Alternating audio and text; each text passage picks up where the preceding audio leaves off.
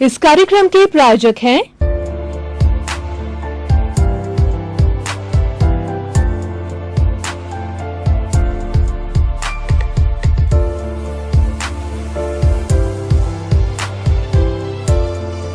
दर्शकगण, श्रोतागण, भाई और बहनों, मातृशक्ति को नमन।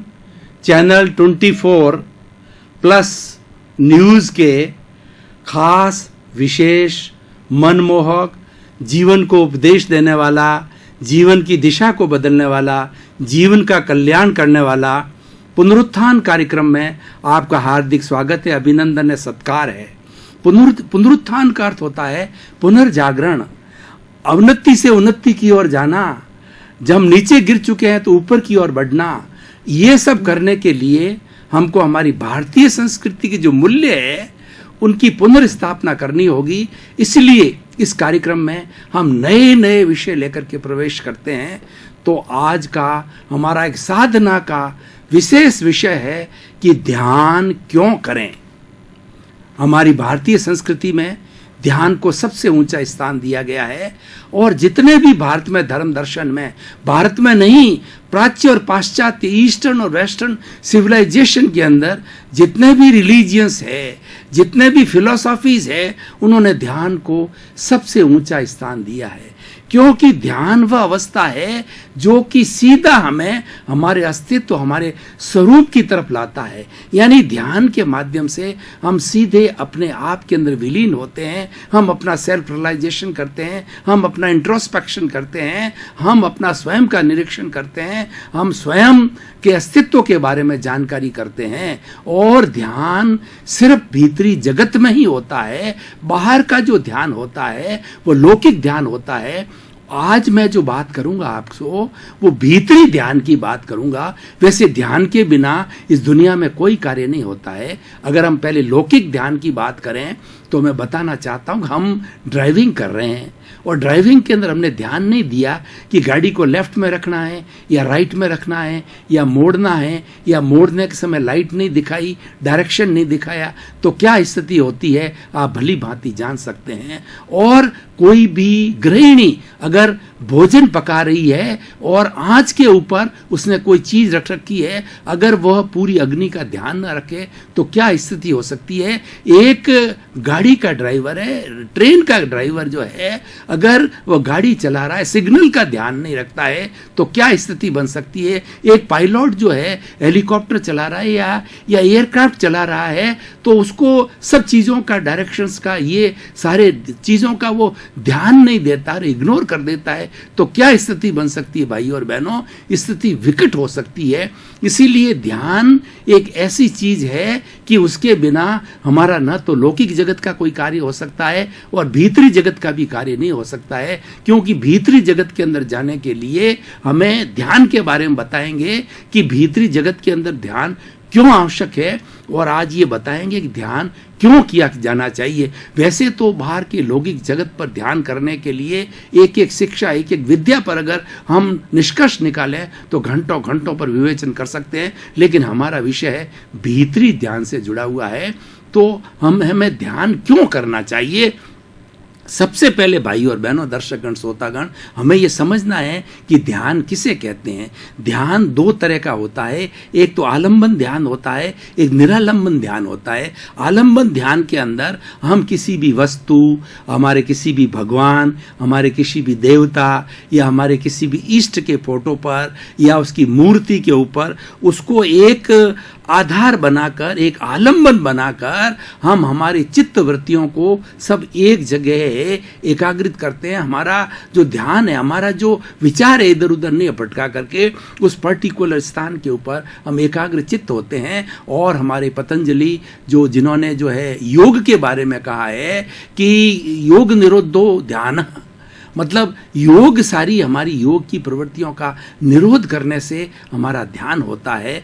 तो ध्यान के लिए हमें क्या करना होता है कि सबसे पहले हमें भीतरी जगत के अंदर प्रवेश करना होता है। और अच्छा ध्यान करना चाहते हैं तो हमें दो चीज़ों का पहले ध्यान करना होगा कि हमारा जो शरीर है वो शरीर स्थिर रहना चाहिए, क्योंकि शरीर माध्यम खलु धर्म साधनम, शरीर के द्वारा ही धर्म की साधना की जाती है। शरीर के द्वारा भी संसारी कार्य हो, लौकिक कार्य हो, पारलौकिक कार्य हो, वो सब शरीर के लिए ही कहा जाता है। और यह भी कहा जाता है जे कम में सूरा से धम में सूरा, जो कर्म के अंदर शूरवीर होता है वही धर्म में शूरवीर होता है। लेकिन चाहे कर्म करो चाहे धर्म करो, दोनों के अंदर शरीर माध्यम होता है। इसीलिए कोई भी साधना करने के लिए, कोई भी अच्छा कार्य करने के लिए शरीर को साधना जरूरी है। तो हम ध्यान जब करने के लिए जाएंगे तो सबसे पहले हमारा शरीर स्थिर होना चाहिए, शरीर शिथिल होना चाहिए। उसके लिए कायोत्सर किया जाता है। कायोत्सर के अंदर ऑटो सजेशन दिया जाता है कि पूरा शरीर जो है वो शिथिल हो जावे, कहीं अकड़न नहीं, कहीं जकड़न नहीं, कहीं तनाव नहीं, और सारा शरीर एकदम शांत और शिथिल हो जाता है। तब हमारा ध्यान टिकता है। और ध्यान का सबसे बड़ा सहयोगी होता है हमारा श्वास होता है। श्वास हम जितना लंबा लेंगे और जितना लंबा खींचेंगे, जितना लंबा भीतर जाएगा, जितना लंबा बाहर आएगा, बाहर गया श्वास और भीतर गया श्वास, ये पूरा एक श्वास कहलाता है। इसकी संख्या जितना हम पर मिनट घटाएंगे उतना जो है हमारी स्थिरता बढ़ेगी, और स्थिरता बढ़ने के साथ साथ में हमारे विचारों की अल्पता होगी। ध्यान के अंदर विचारों की अल्पता होनी चाहिए। और जब ध्यान के अंदर हम चले जाते हैं और हमने आलम्बन लिया तो हमारी आंखें प्राय बंद रहनी चाहिए। और कई बड़े बड़े पहुंचे हुए साधक होते हैं, खुली आंखों से भी करते हैं, अर्ध खुली आंखों से भी करते हैं। लेकिन जो प्रारंभ का साधक है उसको आंख बंद रखनी चाहिए और शरीर जिसमें आराम से बैठ सकता है उस आसन के अंदर आराम से बैठना चाहिए और हमारा श्वास शिथिल होना चाहिए। ये हमारे प्रिकॉशंस लेने के बाद के अंदर हम भीतरी जगत के अंदर गोते लगाते हैं। और हमने एक आलम्बन के ऊपर ध्यान किया, और उस आलम्बन के ऊपर ध्यान करके हम मात्र क्या करेंगे, हम प्रेक्षा करेंगे। प्रेक्षा का अर्थ होता देखना। देखना कैसे कि राग द्वेष मुक्त होकर के ज्ञाता दृष्टा भाव से देखना। हमारे जो भीतर शुद्ध आत्मा विराजमान है, जो हमारा अस्तित्व है, उस अस्तित्व को जानने के लिए, उसका ज्ञान करने के लिए हम ध्यान करते हैं। तो वो जो उसकी प्रकृति क्या है, उसका गुण क्या है? उसका गुण है कि हमारी शुद्ध आत्मा ज्ञाता दृष्टा है। ये अरूपी है, इसका कोई रंग नहीं, रूप नहीं, गंध नहीं, वर्ण नहीं, जलती नहीं, मरती नहीं, कटती नहीं, किसको रोकती नहीं, किसी से रोकती नहीं। तो क्या है? यह हमारी आत्मा अनंत ज्ञान वाला है, हमारी आत्मा अनंत दर्शन वाला है, हमारी आत्मा अनंत शक्ति वाला है, और हमारी आत्मा अनंत सुख का धाम है, अनंत आनंद का धाम है। और चाहे हमारा बाहरी जगत हो चाहे भीतरी जगत हो, सब दोनों जगत का, और पूरा जीवन क्यों न लें, प्राणी मात्र के जीवन की बात करें, हम मोक्ष की अवधारणा की बात करें, तो हमारा जीवन का लक्ष्य होता है आनंद। उस आनंद की प्राप्ति करने के लिए हम ध्यान करते हैं, और ध्यान के माध्यम से आनंद मिलता है। ध्यान के क्या क्या लाभ है हम बाद में बताएंगे। पहले हम ये बता रहे हैं कि ध्यान क्यों करना चाहिए और कैसे करना चाहिए। ध्यान जो है करने के लिए जो है हमें एकाग्र चित्त होना चाहिए, और एकाग्र चित्त होकर के जब हम आते जाते विचार जो हमारे कभी रुकते नहीं हैं, विचार को एक मन को बहुत चंचल कहा गया है, ये चंचल बंदर की तरह है। मन के लिए कहा गया है मन लोभी मन लालची, मन चंचल मन चोर, मन के मते न चालिए, पलक पलक मन और। यानी हमारा मन का अर्थ होता है विचार। ये विचार भटकते रहते हैं तो व्यक्ति अस्थिर हो जाता है। उस विचारों को स्थिर करने के लिए, विचारों की अल्पता लाने के लिए ध्यान किया जाता है। जब विचारों की अल्पता होती है और हम ज्ञाता दृष्टा भाव में रहते हैं तो हमारी प्रतिक्रिया विरति हो जाती है। हम किसी चीज के अंदर प्रतिक्रिया नहीं करते हैं। ये दुख क्यों आता है? दुख आता है प्रतिक्रिया करने से। ये अच्छा है, ये बुरा है। लाभ के अंदर जो है खुश हो जाता है व्यक्ति, और हानि के अंदर दुखी हो जाता है। आदर के अंदर फूल करके कुप्पा हो जाता है, और जब उसकी कोई भी अनादर करता है तो वो क्रोधित हो जाता है, राग द्वेष से जो है भर जाता है। तो राग द्वेष रहित होकर के हमें ज्ञाता दृष्टा भाव से देखना, ये ध्यान का उद्देश्य है, और इसीलिए ध्यान किया जाना चाहिए। अब भाइयों और बहनों, दर्शकगण, श्रोतागण, हम ये थोड़ा देखें कि ध्यान करने के लाभ क्या है। सबसे पहले हम लाभ ले लेते हैं कि ध्यान करने से हमारे दिमाग के अंदर जो उथल पुथल मची हुई होती है, हमारे टेंशन होता है, वो टेंशन का विसर्जन हो जाता है। कितना ही बड़ा से बड़ा व्यक्ति को टेंशन हो, उसका कायोत्सर्ग की अवस्था में है, श्वास शिथिल है और वो ध्यान एकाग्रता से ध्यान करता है तो सब प्रकार का टेंशन गायब हो जाता है और एक आनंद का दरिया उसको दिखने लगता है, आनंद का स्रोत फूट जाता है।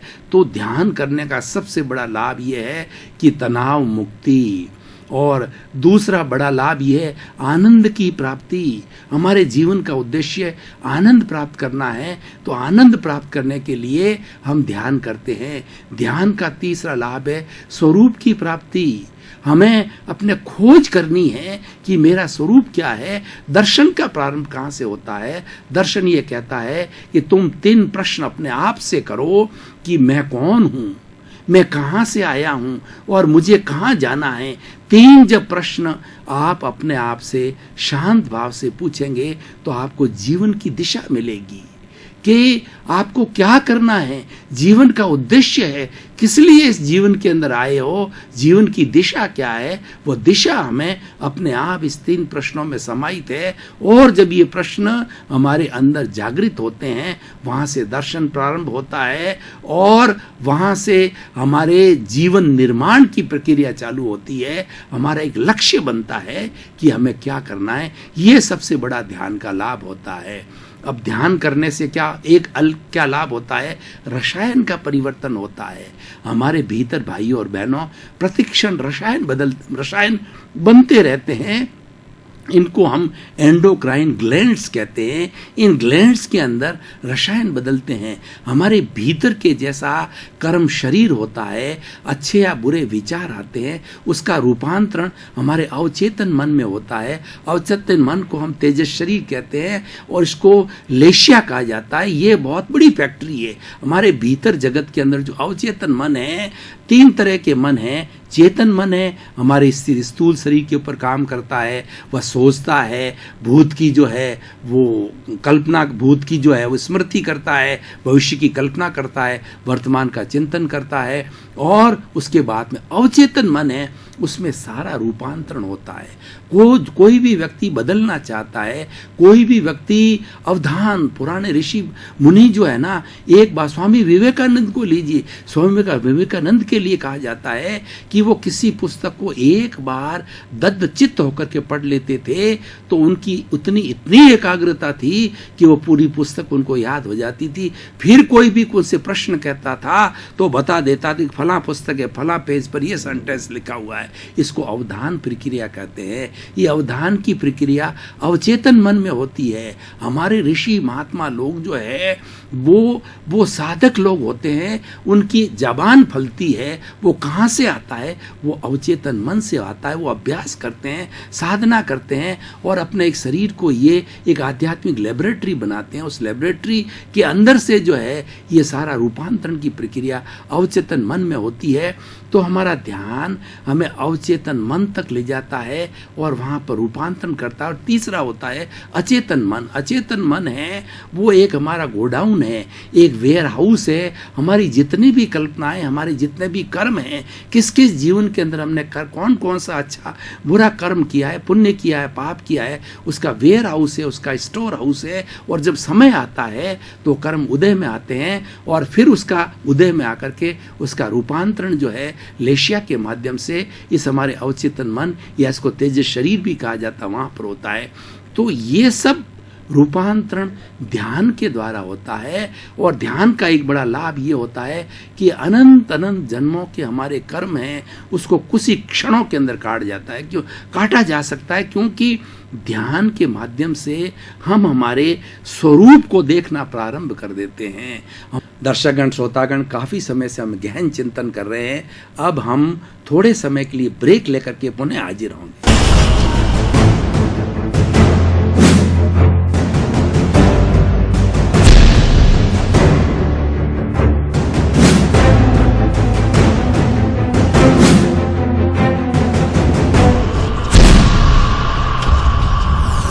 बहनों, दर्शकगण, श्रोतागण, ब्रेक लिया, अपने आप में एक ताजगी महसूस कर रहे हैं। अभी हमारे आज के निर्धारित विषय पर हम पुनः सत्संग के लिए एकत्रित हुए हैं। हमारी आत्मा तक पहुंचने का केवल जरिया ध्यान ही है, मोक्ष को जाने का केवल जरिया ध्यान ही है। इसीलिए हमारी भारतीय परंपरा के अंदर, हमारे भारतीय धर्म दर्शनों के अंदर, और भारतीय धर्म दर्शन नहीं बल्कि वेस्टर्न सिविलाइजेशन की जो दर्शनों के अंदर भी ध्यान को सर्वोच्च स्थान दिया गया है।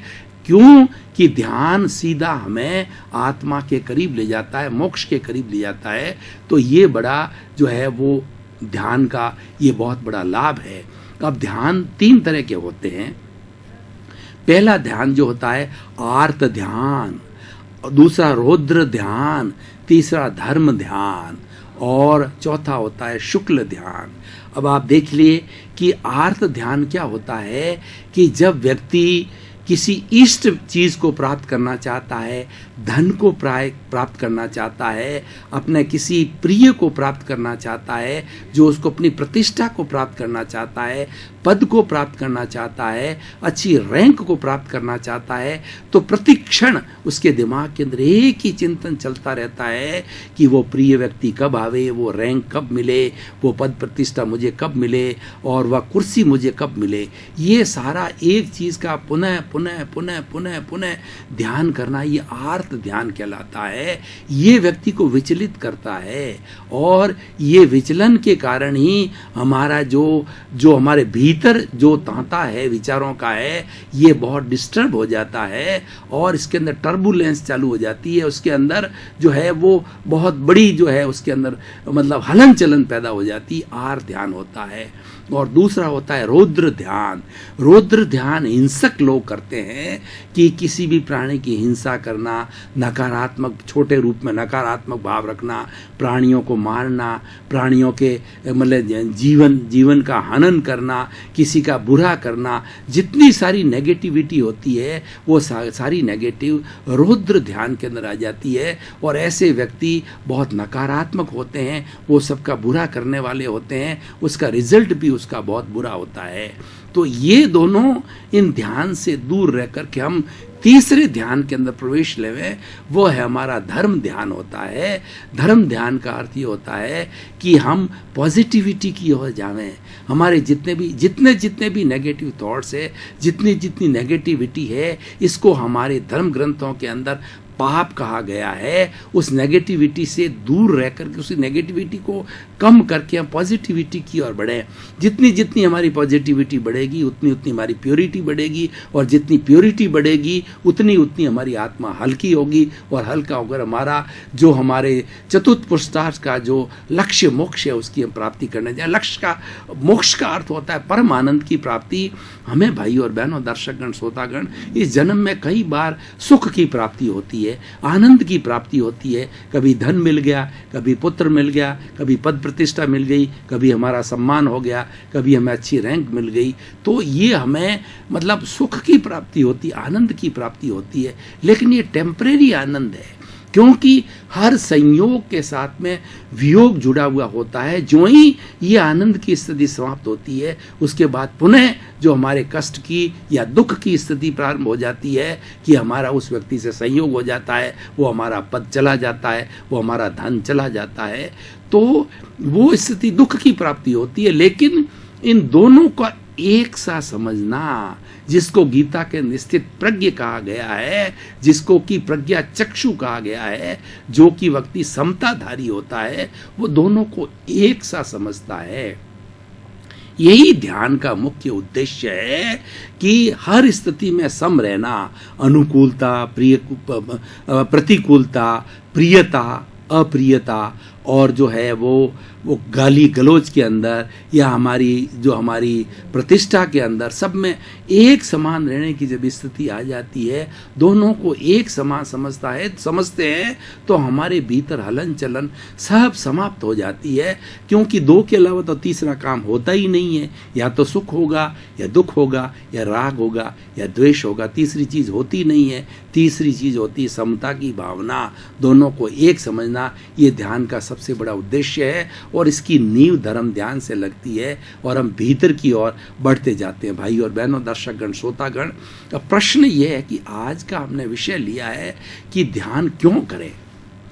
तो इस ध्यान को मैं प्रेजेंट जो सिनेरियो है उस सिनेरियो से साथ जोड़ता हूँ कि क्योंकि आखिर ये सारे विषय जो है, इस विषय से व्यक्तिगत क्या लाभ है, हमारे समाज को क्या लाभ है, मानवता को क्या लाभ है, एज ए होल 7 अरब की जो जनसंख्या है विश्व की, उसको इस विषय से क्या लाभ है वो बताना चाहता हूँ।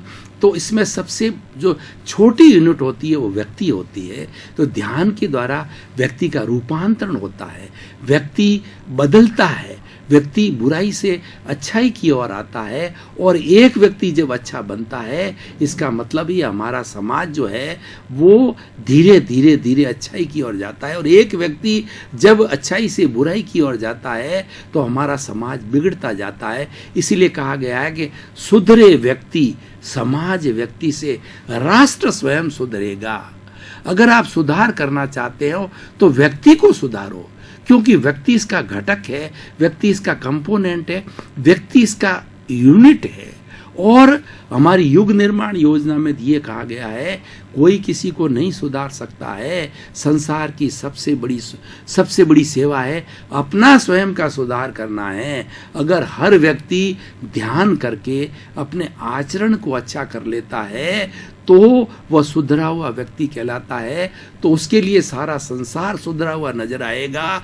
और इसी भावना के साथ के अंदर मल्टीप्लिकेशन होते होते समाज सुधरता जाएगा, और जो व्यक्ति बिगड़ता है तो भावना प्रदूषण फैलाती है।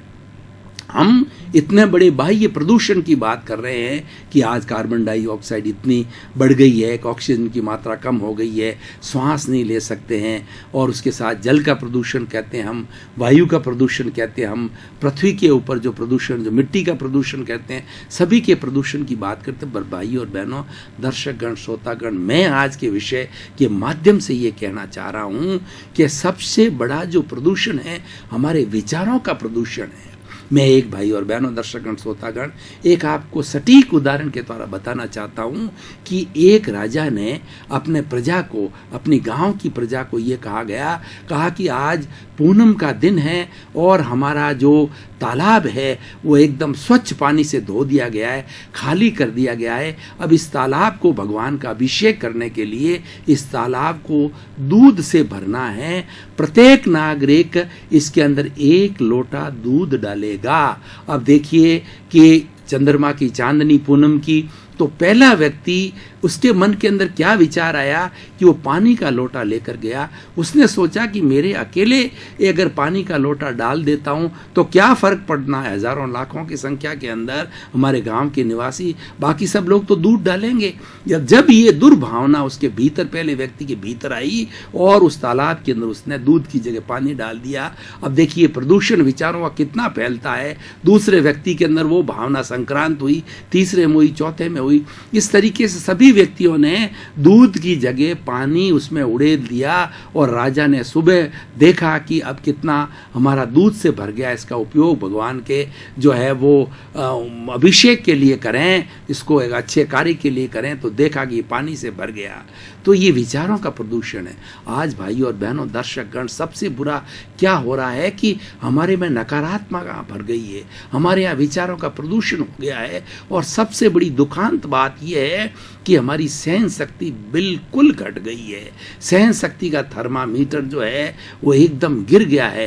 कोई भी व्यक्ति किसी को सहन नहीं करना चाहता। आज से जब विज्ञान इतना तरक्की पर नहीं था, 20 साल, 25 साल, 50 साल आप पीछे जाइए तो आप देखेंगे हर व्यक्ति हर एक को सहन करता था। अगर मान लो बड़े ने कुछ कह दिया तो छोटा उसको जवाब नहीं देता था। लेकिन आज का सिनेरियो क्या है, एक छोटे से पोते को, बच्चे को, 10 साल के बच्चे को आपने कोई बात कही तो उसके रिएक्शन के अंदर वो 10 बातें, इतना इंटेलिजेंट हो गया है कि उसके रिएक्शन के अंदर 10 बातें बताएगा और ये सिद्ध करेगा कि आप जो कह रहे हो ये सही नहीं है। यानी वो तर्क बहुत बढ़ गया, तर्क नहीं कुतर्क बढ़ गया है। और इस कारण क्या होता है कि हमारे यहाँ पर झमेले जीवन में चालू हो गए, और जहाँ सहनशीलता की कमी होती है वहाँ संवेदनशीलता घटती है। आज घरों के अंदर प्रेम क्यों घट रहा है? क्योंकि त्याग की वृत्ति नहीं है और सहनशीलता की वृत्ति नहीं है। पुराने जमाने के अंदर हर व्यक्ति त्याग की ओर, भोग से त्याग की ओर अधिक ध्यान देता था। नहीं भाई, घर के अंदर ऐसा नहीं, कोई अच्छी चीज आई है तो मैं मेरे हिस्से की खाऊं। अगर लड्डू उसके अंदर, घर के अंदर 20 लड्डू और मेरे हिस्से में एक आता है, एक ही खाऊं, उसमें से वो आधा बचाने की कोशिश करता था। लेकिन आज क्या नकारात्मकता क्या हो गई है, अच्छी से अच्छी चीज को मैं मेरा जो है ग्रहण करूं, दूसरा अपने आप सोचेगा। तो ये स्वार्थ की वृत्ति और उसके बाद में असहनशीलता की वृत्ति ने आज परिवारों के अंदर न्यूक्लियर फैमिली बना दी।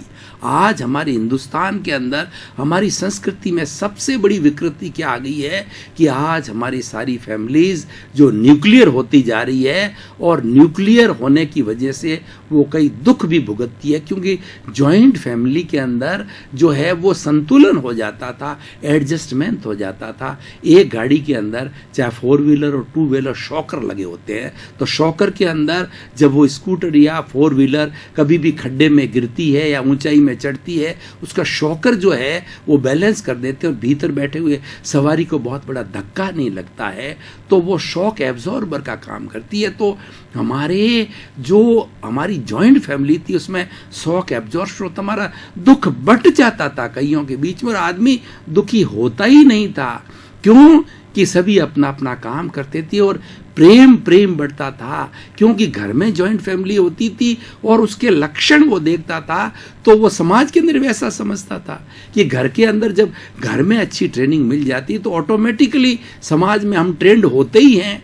हमारी बच्चे की प्रथम पाठशाला माँ कही जाती है। माँ अपने बच्चे को अगर अच्छे संस्कार देती है कि बड़ों के साथ विनय करो, बड़ों के साथ कुतर्क नहीं करना, गुरु के साथ कुतर्क नहीं करना, विनय रखना, और उसके साथ समय पर उठना, समय पर पढ़ाई हर कार्य समय पर करना, और उसके साथ जीवन शैली को अच्छा रखना, ऐसे अच्छे अच्छे संस्कार जब घरों में दिए जाते हैं तो निश्चित रूप से वह बच्चा, वह व्यक्ति जो है जब समाज के अंदर जाएगा, जब किसी भी औद्योगिक प्रतिष्ठान में जाएगा या किसी भी सरकारी ऑफिस में जाएगा या खुद के ऑफिस में जाएगा, तो सबको मित्रवत समझेगा, अपने जितने भी वो फैमिली गिनेगा।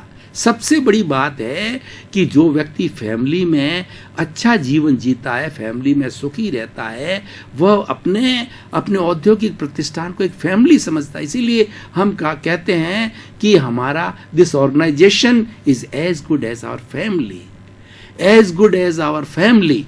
जब हम फैमिली की बात करते हैं तो आत्मीयता आती है, प्रेम बढ़ता है, क्योंकि प्रेम परिवार के अंदर ही सिखाया जाता है। और ये हमारी प्रयोगशाला जो है, हमारा घर होता है, हमारा परिवार होता है, वहीं से सीखते हैं।